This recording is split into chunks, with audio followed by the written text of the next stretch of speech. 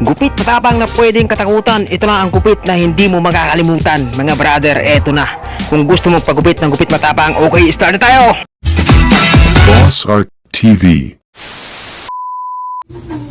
Ayan boss, anong ipapagupit ni Bossing?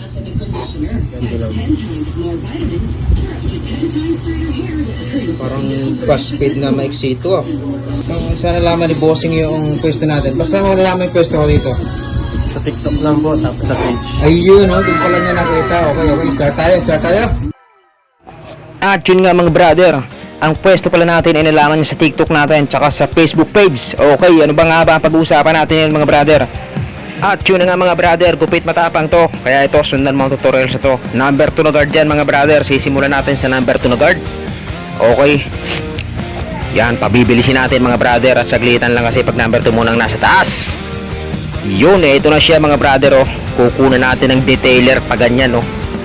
Yan oh, napakataas ng mga brother. Bass speed to na sobrang taas. Yan. Paikot. Yan, magiging ganyan na siya mga brother oh. Dahan-dahan lang sa paggamit ng detailer pag pataas mga brother dahil baka sumabit ang customer ay talagang masasaktan yan. Yan, gagamitan natin ng zero open lever. Tatanggalin natin yung mga kaunti-kaunting kanto na yan.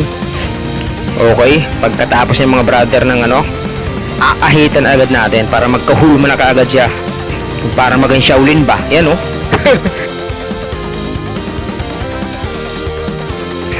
Kailangan to ahit talaga mga brother. At ito, isasalungat pa natin ang pag-aahit yan pataas para talagang walang buhok. Yan oh. At ito, tatanggalin natin yung mga kaunting kanto na yan, yun oh, mga dark spot na yan oh. Kailangan yun oh. Kailangan mga din pagka-blending nito mga brother. Malapit na tayong matapos yan. Yan o, pa-slide sa taas, pataas. At dahil nakapalan siya na sa number 2 mga brother ay pina 1.5 niya na lang na guard. Yan siya. Mas maganda raw yung pag maiksi. At talagang parang yung alam mo yung sandok, parang pinatong lang. Gagamitan natin ng uno mga brother. Tatanggalin natin yung kanto. Okay, yan o. Okay, close, open, close. Ganun lang para mas mawala yung kanto niya, para mas maganda yung pagka-blending niya. Yan siya. Malapit na tayo matapos mga brother ha. Kailangan to mga brother ang ganitong proseso para masulit yung bayad niya siyempre. Okay. Yan na, gagamitan natin ng 0.5.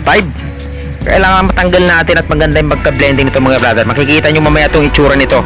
Ito yung gupit matapang na paglabas mo, pag-uwi mo sa inyo na. Para kang kakatakutan, uy may sundalo ah, delikado to.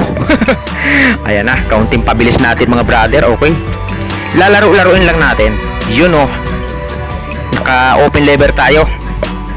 Yun, malapit na. Line up na tayo mga brother. Ito na, makikita nyo na ang resulta nito. Okay, malapit na. Okay, line up. Ang ganda ng hubog niyan. Ito na siya mga brother oh. Yun oh. Nakaw, grabe. Sigurado yung mga lasing sa kanila pag uwi, ay naku, delikado to. Iwas tayo, gupit matapang yan brother. Yan oh. Maraming salamat mga brother ha, sa paglaan ng oras. Nako, mas gaganahan ako mag-alpon dito kasi may mga nanonood sa atin talaga. Kahit na kaunti yung views, kahit na 300 lang sa 3 araw, 300 ay masaya-masaya na po tayo yan. Okay, kailangan ko po na supportan yung mga brother. Isang follow, isang like at isang comment lang ay sapat na. Okay, God bless, babush!